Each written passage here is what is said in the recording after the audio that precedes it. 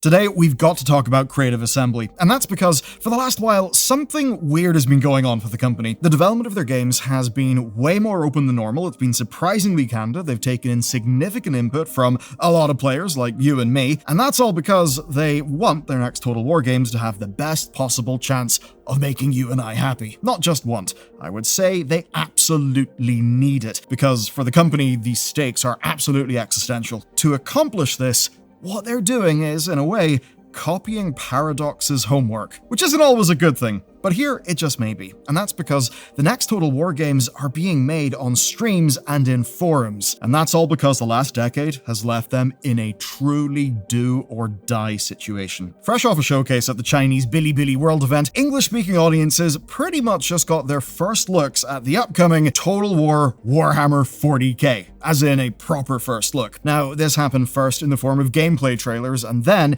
in an Alpha Strike livestream that was dedicated solely to the ranged combat mechanics, compared to, say, Warhammer Fantasy, or, I don't know, Rome, or even Napoleon. It's a little bit different. And to be real with you, the mechanical stuff is really cool. There's strafing movement, there's split fire between different weapons within a unit, and then destructible maps that can make cover, which is something that powers new mechanics like evasive stances. It all looks pretty awesome. Now, of course, I do think destructible maps with cover that can appear, and then I think about Creative Assembly AI for enemy units. Who knows if that will work, but it all does seem quite cool, and that's because, in great part, this is an entirely new combat model for a Total War game.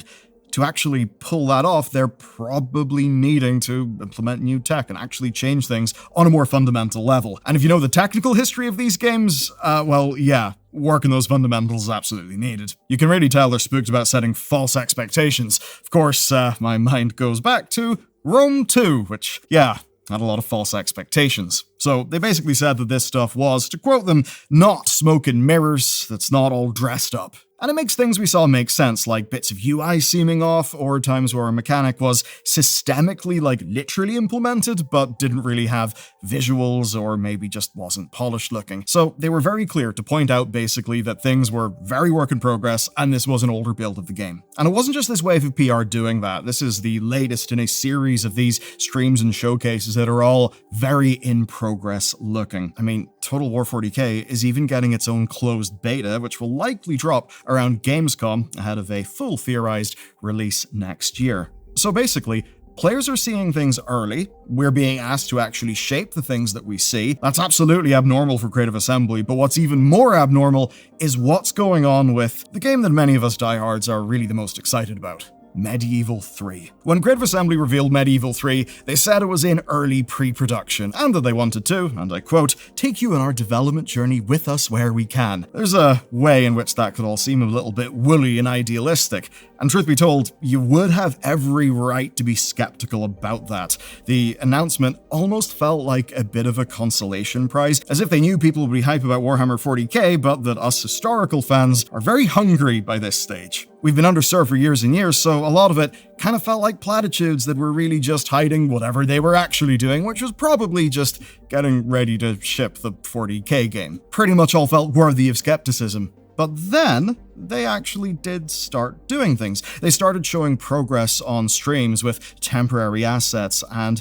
complete prototypes for mechanics like, say, ladders and sieges, the sort of thing that we just about never see for a Total War game. And they really did seem to be in the early stages. And perhaps the clearest sign of all is that they asked players to help decide Medieval 3's starting factions, which is certainly not normal, because what we're used to is being asked to pay for things that should already be starting factions. Now, 6 of the factions are already locked in. There's Byzantine, Jerusalem, England, France, the Anatolian Turks, and the Holy Roman Empire. All glorious fun, sounds to me. But right now, the community's actually voting on what they want the other ones to be, and it's from a list of 23 factions. And even the blog post running the vote has kind of got the same tone, that they're completely open that there are just some factions that, off the bat, they won't really be able to make work. One of those being the Papal States. Of course, that's probably going to be a faction that would play pretty damn different if it was actually in the game. And what's also kind of new is the explanation. They're pretty upfront that production reasons might, say, override parts of the fan vote if something goes wrong, so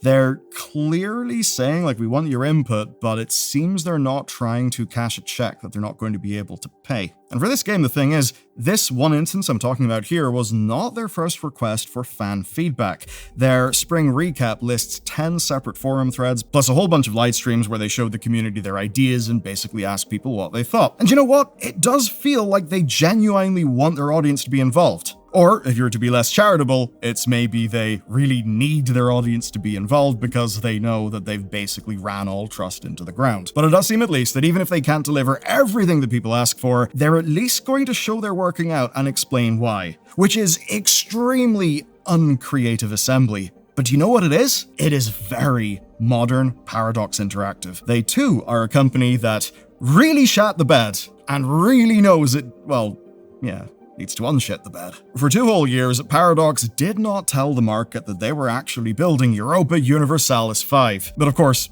players knew. And players knew because the most engaged among them were following a little thing that was called Project Caesar. It had a prototype blog called Tinto Talks, which basically ran through every facet of the game, gathering feedback directly in the forums, and that kind of happened all the way up to release. And then, shockingly for a game like this, whenever it came out, it was positively received, it was stable, and people thought it was pretty well featured. Which is kind of crazy for a game like that, and probably the complete opposite of, say, the New Civilization game. That being said, that was just the launch. Long term, there are issues with that game.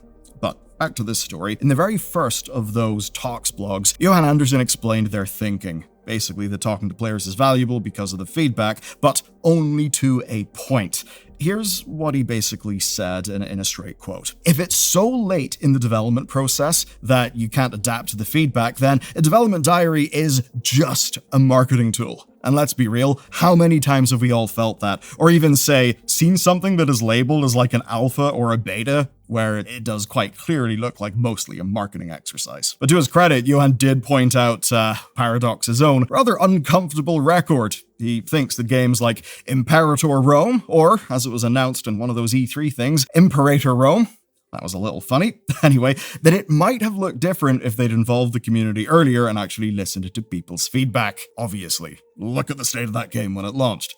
But you can basically see the follow-through here. Nobody expects to see Medieval 3 anytime soon. And what that means is that the open discussions, the prototypes that are being streamed, the requests for fan votes, actually feel meaningful and credible because it doesn't feel like there's any universe where they're going to ask us money for this game in, like, the next 1 or 2 years. Which of course means it actually feels like what we see reflects the real state of development in this game. But of course, that's good for Medieval 3. But as for Total War 40k, well, it doesn't really have that luxury, likely due to, say, contractual terms around licensing and the conflict that could all introduce. But even that game, which is likely still half a year away at least, is openly showing off in-progress builds and calling them what they are, unfinished and unpolished. And that means that expectations are being set. And that is the longest way away from how Creative Assembly used to do things. And I would know because, man, the way they used to do things made me feel pretty shitty and pretty damn stupid. And the crazy thing is we've actually got the words of the man who was the literal face and voice of my disappointment, and that is Julian McKinley. So, in 2024, McKinley published a blog post about his time at Creative Assembly. Now, this blog post was 10 years after the events that ultimately drove him away from the company. And that's because Julian became infamous amongst us Total War fans for a Rally Point stream, which was just before the release of Rome 2. People believed that he had misrepresented the game's battle AI, presenting it as being way better than it would actually be in release. And man, on release, it blew. And what Julian revealed in his blog post is that he had no power over anything that went wrong there, and he described a Creative Assembly led by managers who basically made decisions against the judgment of their own programmers with no resources or time to actually, make those decisions work. It was kind of insane. It was a company where the community and the leadership both made Julian the scapegoat of the whole thing. But that's not all Julian says. What's most important for today's story is he paints a picture of a creative assembly where marketing teams are the people determining production schedules so that they can have polished vertical slices to show off in trailers and demos. Which really didn't work out well that time. And for the following 10 years, creative assembly would pretty much just plow itself into the goddamn dirt. The tone today, though, could not be more different than any of that. We've got months-old builds of the game being put on stream that have got obvious placeholder assets and obviously in-development features that are not polished and are not marketing ready per what we'd be used to. Now, obviously, there is a caveat to all of this. It's all marketing. It is good marketing, and it seemingly is earnest marketing that wants to be in a conversation with the players. I think they probably do genuinely want that as people, but we also have to remember the context. This is still Creative Assembly constructing an image of the game that may not be in line with the reality of the game that we get. Now, that could be through development choices, it could be through Sega putting demands onto the studio, or it could just be them disagreeing with some feedback. And I think it does show that Creative Assembly understands just how much good faith they need to win back from players for their next games, because their audience has very much been trained not really to trust them or to even like them. There's another ramification of looking at what they do rather than what they say, and it's quite simply this. The longest that we have ever gone between Total War games is a 2-year gap, and for the longest time, they were pumping those suckers out yearly, regardless of the damage it did to the brand. Now, if Total War 40k launches next year, as is expected for 40k's 40th anniversary, then it will have been 4 years since we had a new game from them, which of course is no accident. Creative Assembly, post-layoffs, has been quite clear that their existing games will basically just have to be enough for now. That of course means Total War, Warhammer 3's DLCs, patches, and free updates, and the paid content for that game is taking longer than ever to make. But what's much cooler to me is their Pantheon program, which is effectively an olive branch to the significant audience of, well, older players, historical game fans. It's not huge, but what they've done is they've basically put a single dev in charge of patching games and updating games, like say Rome 2. And that's pretty much all we're getting whilst their teams are working on Alien Isolation 2, 40k, and Medieval 3. Seemingly, though, they're able to work in those games with far less time pressure than they used to have, which is undoubtedly a good thing. But there is still pressure. They'll take a revenue hit for not putting out as much stuff for people to buy. And that, I think, basically means if Warhammer 40k and Medieval 3 were to underperform perhaps Alien Isolation 2 as well, you could see Sega just pulling the plug. So there absolutely is pressure then. And that pressure is probably why we're getting, say, console ports for 40k, and why they're doing marketing at events like Billy World. That's a Chinese event, and of course that's happening because Creative Assembly really wants to sell more wide. Because Sega really wants their money. And if they don't get that money, they will do cuts. You have to remember that since the last Total War game launched, Sega have released half of their European strategy game studios, with the likes of Relic and Amplitude among them. The most recent financials from Sega show that they're killing off the likes of their super game projects, which is good because it really did seem stupid, and they're even planning for a reduced live service spend, especially in mobile. That's of course all as they suffered from pandemic-era bets like buying Rovio and some gambling sites that, of course, like most pandemic bets, didn't pay off. And whilst those bets didn't pay off, they also had brand new game sales